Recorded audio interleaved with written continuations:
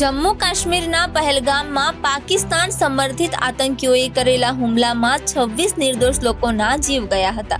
આ ઘટના બાદ ભારતે પાકિસ્તાન સાથેની સિંધુ જળ સંધિ સ્થગિત કરવાનો નિર્ણય લેતા જ પાકિસ્તાનના રાજનેતાઓની ઊંઘ હરામ થઈ ગઈ છે। પાકિસ્તાન પીપલ્સ પાર્ટીના પ્રમુખ બિલાવલ ભુટ્ટો ઝરદારીએ લાજવાને બદલે ગાજતા કહ્યું હતું કે સિંધુ નદીમાં કાં તો પાણી વહેશે કાં ભારતીયોનું ખૂન વહેશે।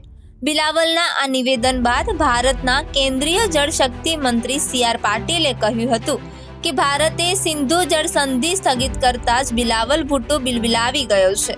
મેં તેને કહ્યું કે ભાઈ, અમે ધમકીથી ડરતા નથી, તારામાં તાકાત હોય તો આવી જા। પહેલગામ હુમલા પછી ભારતે લીધેલા પગલામાં સૌથી મોટો નિર્ણય સિંધુ જળ સમજૂતીને રોકવાનો છે। પાકિસ્તાનની ખેતી, પીવાના પાણી અને વીજળી ઉત્પાદનનો મોટો ભાગ આ પાણી પર આધારિત છે। બંને દેશો વચ્ચે 3 યુદ્ધ થયા છતાં ભારતે આ કરાર જાળવી રાખ્યો। PM મોદીના નેતૃત્વ હેઠળની સુરક્ષા અંગેની કેબિનેટ સમિતિએ સિંધુ જળ સંધિને રોકવા સહિત 5 મુદ્દાના પગલાં અમલમાં મૂક્યા છે। આ મુદ્દા આંતરરાષ્ટ્રીય સ્તરે એક સંદેશ આપવામાં આવ્યો છે।